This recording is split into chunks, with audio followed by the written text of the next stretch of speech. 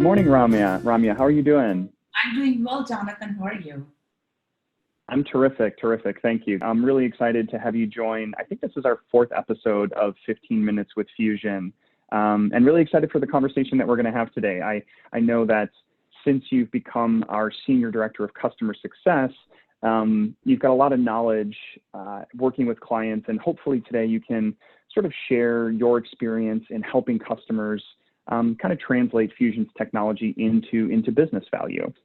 Do you mind telling me a little bit just about kind of what your focus is with our customers? Obviously, you know, you're our Senior Director of Customer Success. It's a relatively new team at Fusion, but you've been with Fusion for quite some time, working with our clients on really delivering true business value by leveraging the Fusion framework system. So how are you kind of helping them rock the boat with their program a little bit? Absolutely. I would be delighted to share with you some examples here. So let me start with, so the two things that I would like to focus, but for the first one, let me answer your question of how do you rock the boat, right? Being in this customer facing, program, and also a lot of client facing touch points, a main focus for us has been doing success planning sessions with clients. And during these sessions, we talk about, what does your roadmap look like for 2020? What does it look like 2020 and beyond? And we want to get a lot of details from them so we can help them put together a plan for their success, right? For the program, for their system and whatnot. So usually when I ask this question to the clients, they would be quick enough to start with, hey, you know what? I saw this new feature. I would love to implement that. Oh, I would love to improve our user experience. And while these are really important, to think through, we have to shift the focus of this conversation to talking about their executive priorities and what outcomes do you expect, right? So it's pretty much like start peeling the onions, ask them why. Why do you want to do this? Why do you want to improve this? And then you will quickly realize that, the conversation shifts more towards, well, this is what I think my executive cares about. Go knock their door, get that information from them. Let's come back and talk about it, because the more you help your executives, providing them with that information foundation is going to help them make those strong decisions, right? So we're shifting the focus from what you want to do versus what your executives are expecting you to do, and encouraging our clients to have that level of conversation with their executives. So that's one area of focus, and then one way of how we rock the boat. And the second focus is it's no more like with a pandemic like COVID and everything. It's no more just about your company. It's no more just about your program, not just about your organization. It's about the focus about serving your clients, sustaining and serving your clients, right? More important on that, and also being able to serve your community. How can you be more socially responsible? Start thinking about those. For example, a great technology client of ours that's in the Bay Area recently, conducted events called Adapt, and that focus is very much on community perspective. It was very interesting for me to see. I was part of that, but it was very interesting for me to see them, bring in multiple stakeholders within the Bay Area that can connect on, thinking about how is climate change impacting the community, right? That's just one example. What are organizations doing today to measure that? What are you doing?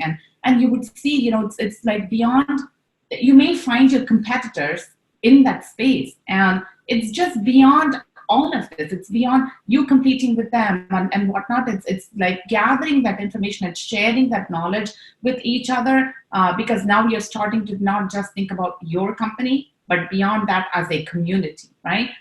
So a couple of things that they can do in terms of measuring that is start to collect pieces of risk-related information.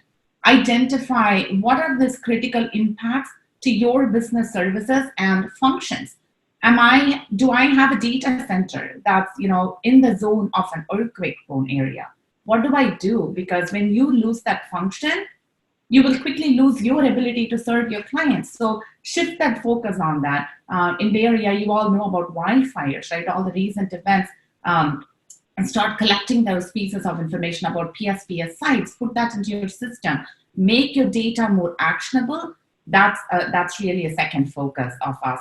And this is all more client facing. I also have to tell you about this, great program as a Vista Portco company.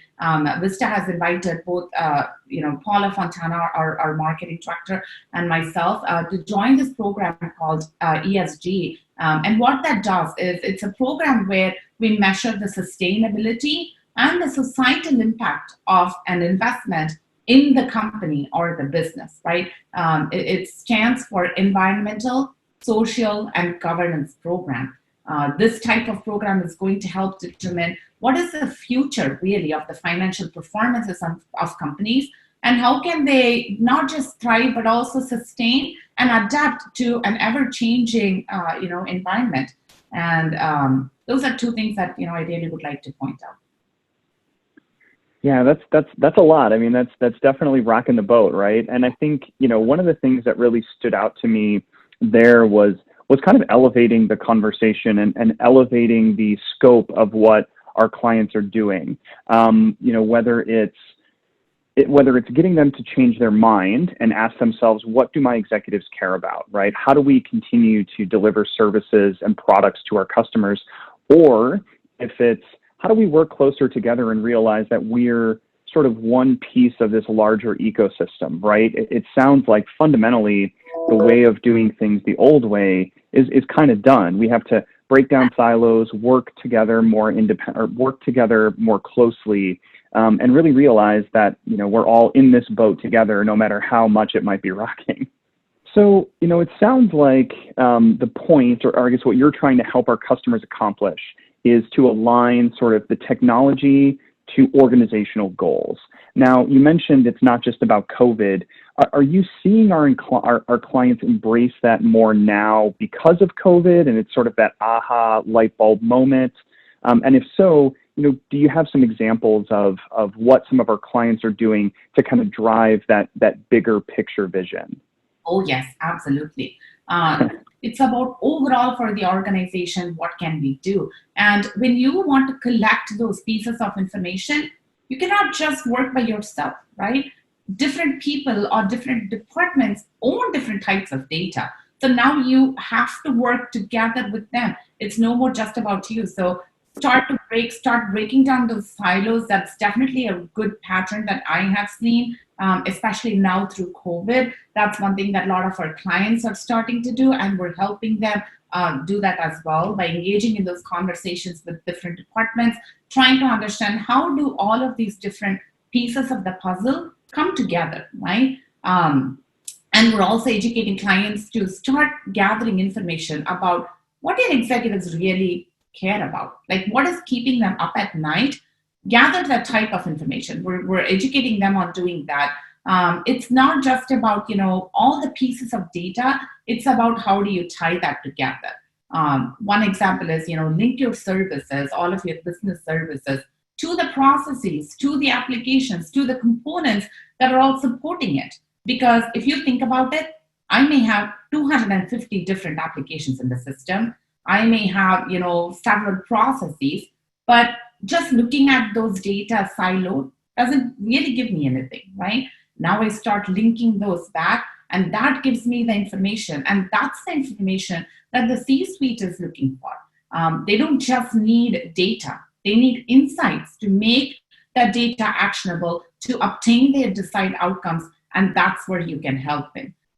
One other, quick thing that I also would like to share is, we start asking clients, how do you truly define a service, right?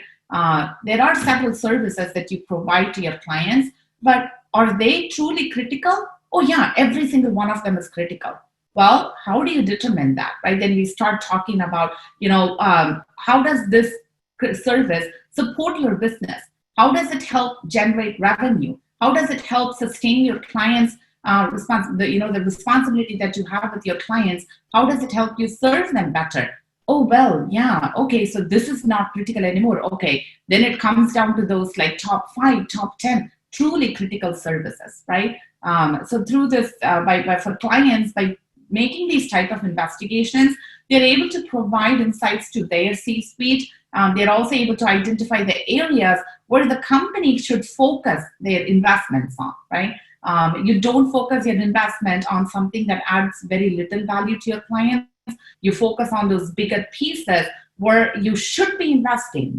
Think about the cost of that investment. Give that data to share the data with your C-suites. That's what they care about. Any information that you can give to them saying, hey, these are the 5 areas where we're investing too much, but it adds very little value to your clients.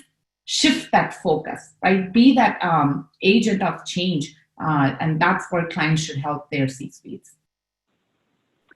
Yeah, that's fascinating, right? I mean, you mentioned something that really stood out to me. Executives need insights. They need information on how to get what they want, right? Tell me what I need to know so that I can make this decision. And as you mentioned, sometimes the information that we're collecting, it doesn't necessarily help us understand, is something truly critical, right? So really, really coming at it from the lens of, what does my leadership care about, and how do I get them the information so that they can make that decision?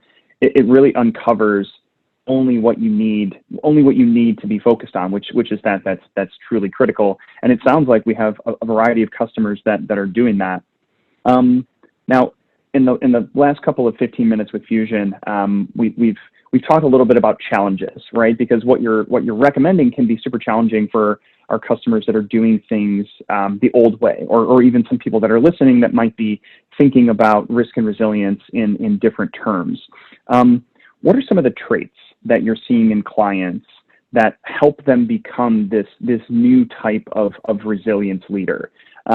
Because it starts internally, right? Who you are and how you manage your program really allows you to pivot to understanding what your leaders are looking for. So what are some of those traits to think about if our listeners want to kind of shift into this new model of thinking? Oh, Jonathan, I've been thinking about this. I mean, especially during all my conversations with clients, when you're able to differentiate the type of leadership, a resilient leadership, 2 things stood out to me. One is adaptability and the other one is agility. Because oftentimes you're racing against the time in an evolving situation, right? For example, the pandemic, everything is fluid. Things that are how they are today is not how it is tomorrow. And it's definitely not how it is going to be if you look at it 3 months from now. So a resilient leader should be able to adapt to these continuously evolving situations and yet be able to serve their clients in a truly meaningful manner, right? It's about that sustainability, adaptability, and agility. And while you're keeping in mind, the safety of and well-being of your employees, you're also able to constantly switch to those needs and those evolving situations. And these are all truly the leaders that inspire their organizations to prevail through these crises, right? And situations like that, and position their brands to emerge stronger. Be prepared for whatever may come. It's not just COVID, but it's doing that beyond COVID and doing it in a sustainable fashion.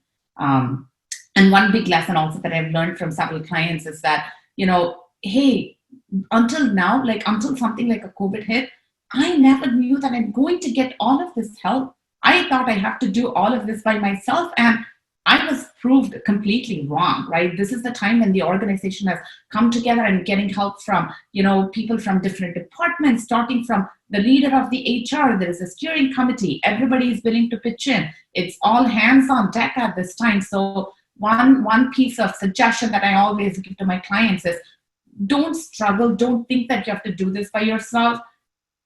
When you go ask for it, people are going to help you, right? All you have to do is just establish a coordinated team in place, tell them what you want to do and how it empowers your executives, and just ask for help.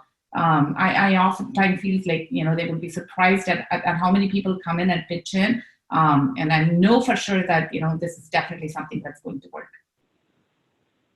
Well, that's quite the inspirational message, I think, to leave our listeners with, is don't feel like you're in this boat alone.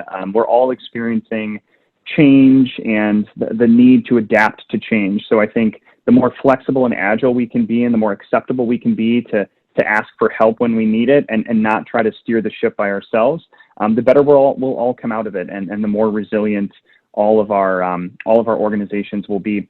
Ramya, thank you so much for hopping on this morning. Really appreciate the conversation. Love chatting with you. Unfortunately, I think it'll be a little bit of time before we can see each other in person again, but I hope things are happy and safe for you and the family on the West Coast. Thanks again for hopping on this morning, Ramya. Thank you.